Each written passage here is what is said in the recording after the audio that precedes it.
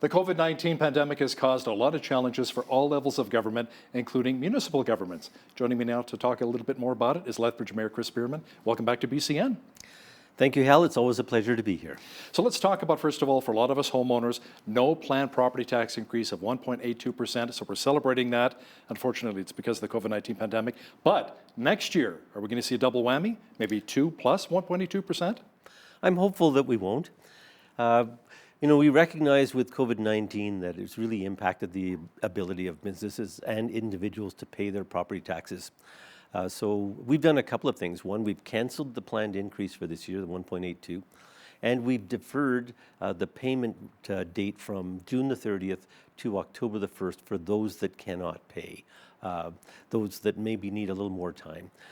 In terms of whether or not we will impose a tax increase next year, or to what extent that tax increase will take place. What we're doing also is the operational reviews, where we hope to achieve savings. We've passed a new resolution this week to do a full review of the budget by December of this year, which will give us some further indications as to whether or not we'll be imposing increases in taxes in the future.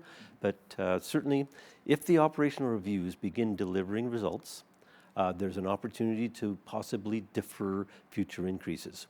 If they don't, then we might see future increases. But at this point, I think we should celebrate the fact that we're able to have no tax increase this year, and hopefully we're going to see what we can do to maximize efficiencies for next year. Now, the annual levy on downtown businesses for the Business Revitalization Zone was also canceled for this year.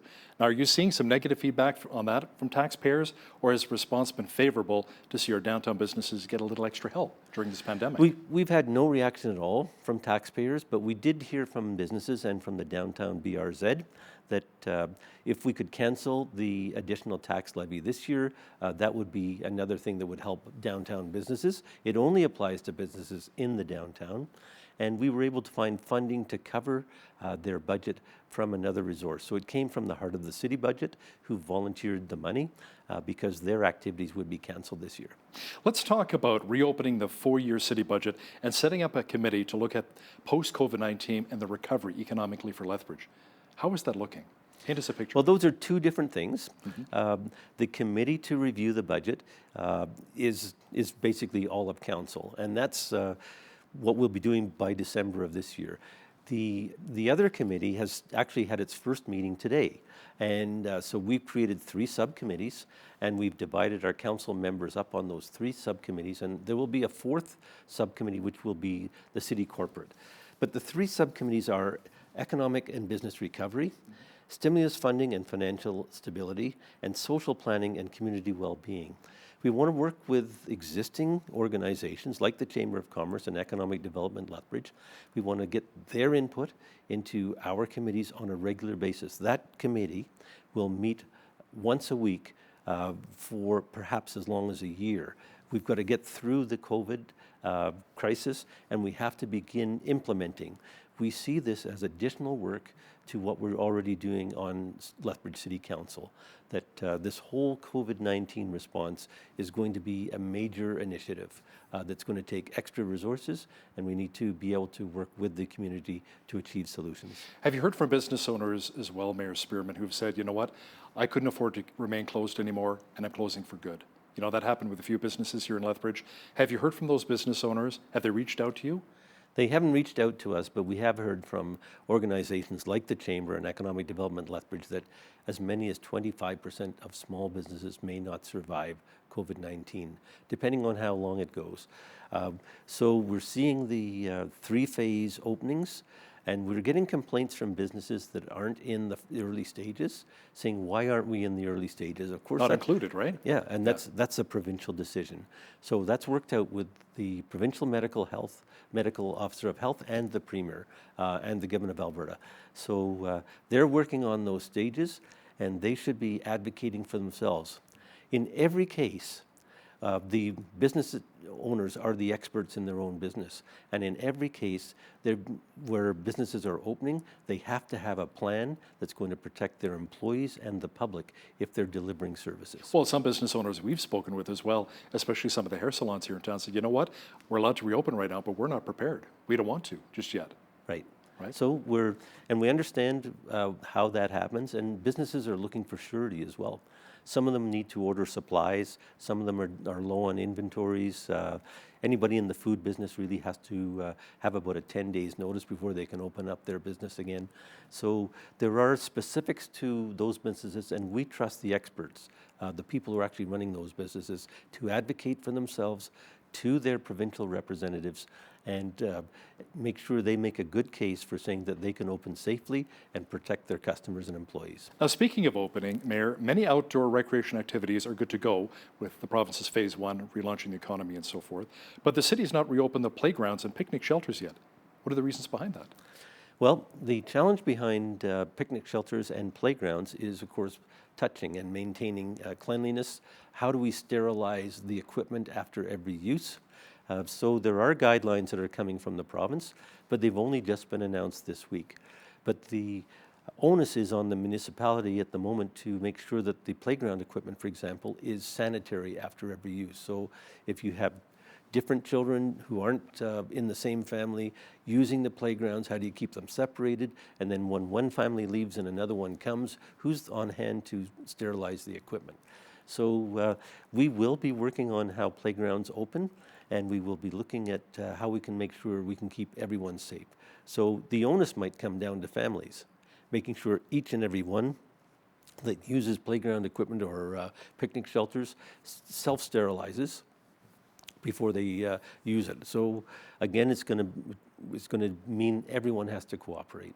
Now, the province has also said, Mayor, that places of worship can reopen up to 50 congregants. Is that going to be the same thing here for Lethbridge?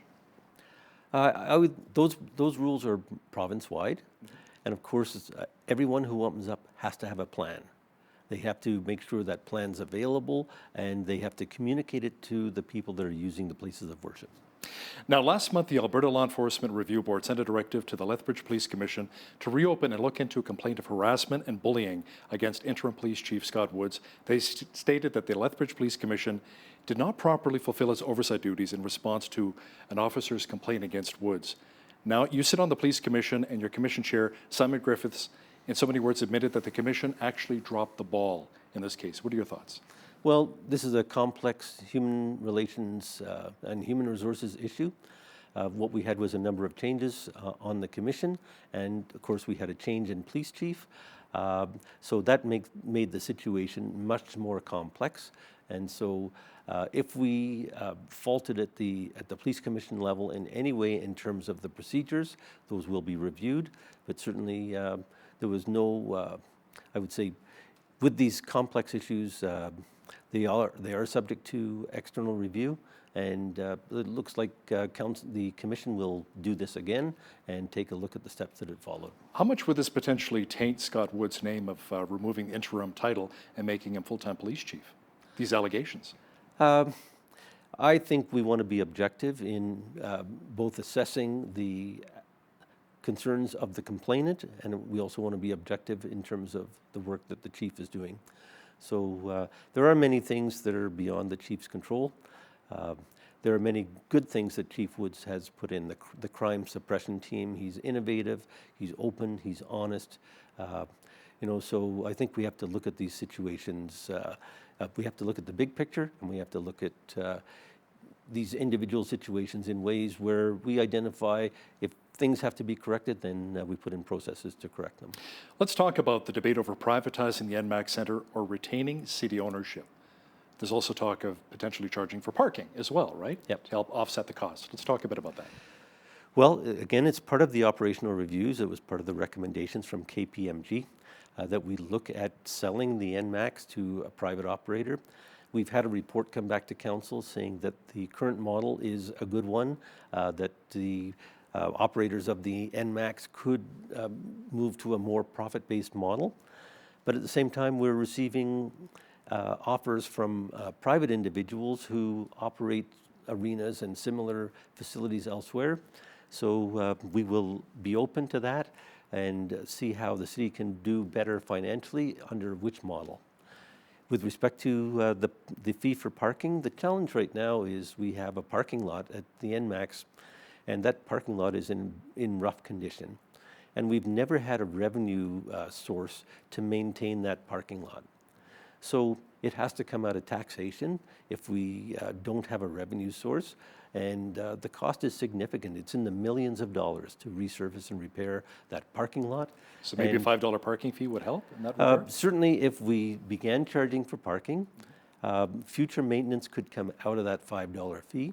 And should the cost of that parking lot come from the users or come from the taxpayers? That's the basic question. That's very true, isn't it? Now, with many restrictions now being lifted, do we have any updates as to when Lethbridge Transit will be getting back to a regular schedule? We're looking at that all the time. When businesses are more up in operation, I think that'll be one aspect. Currently, we can manage the appointment-based system where people call in for service the day before, and we can provide service through the area where they live. But at the moment, it's probably several weeks away. We hope by the end of the summer we'll be back to a normalized service. Now, you have a new city manager, Craig Dalton. How can we ensure that he sticks around a little longer than Bram Strain? And what do you think some of his big challenges will be for the city of Lethbridge? Well, I think you have to understand that Mr. Strain left for personal reasons, very personal reasons. Mr. Strain actually did a very good job and was very creative, and we expect the same from the city manager.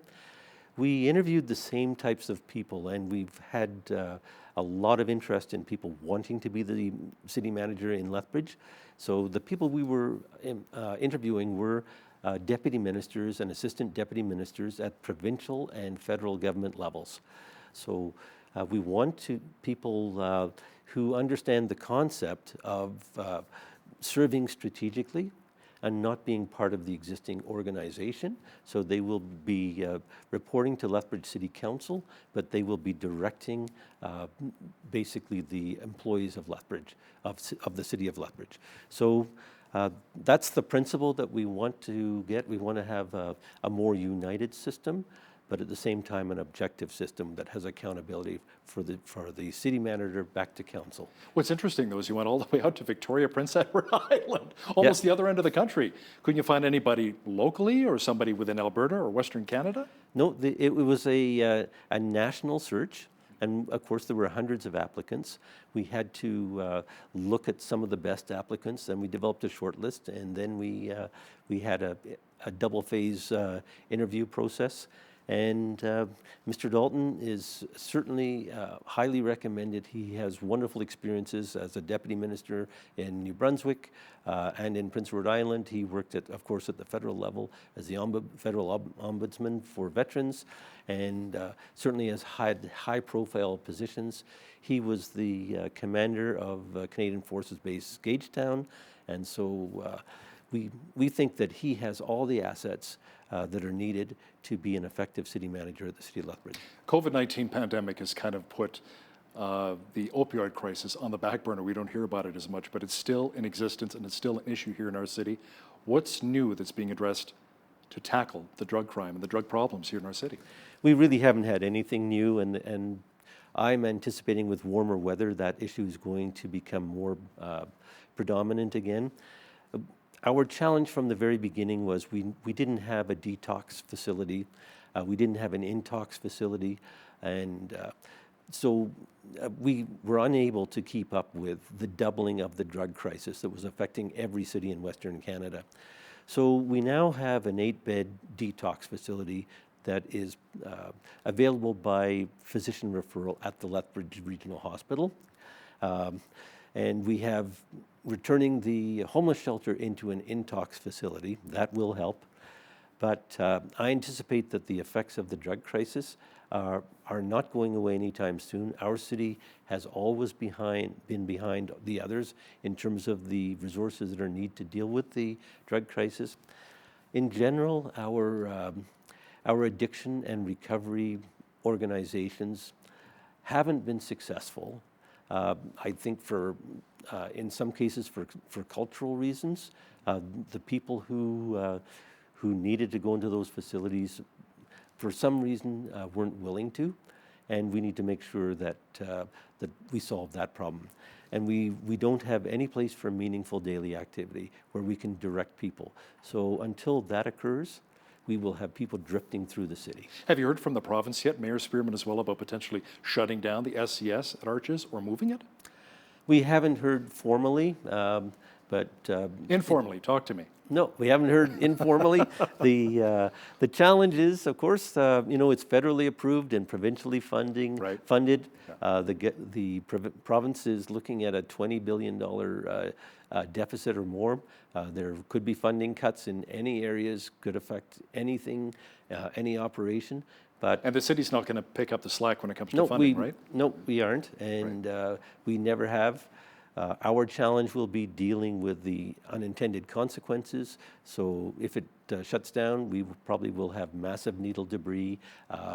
It'll be a challenge to keep the city clean and safe. And the drug problem is not going away anytime soon, and the related crime isn't going away anytime soon. So we need to make sure the crime suppression team operated by the police is effective. And what will happen is instead of the drug use being in a localized area, it'll be spread throughout the city. And that'll be a challenge. It'll be every park, every playground, every schoolyard. That's the challenge we would have is we need the resources to deal with the problem, and we need people to be on the road to recovery. No easy answers. Lethbridge Mayor Chris Spearman, thanks again for joining me in studio today. You're welcome. Thank you. On behalf of all of us here at BCN, I'm Hal Roberts. God bless, and thanks so much for watching.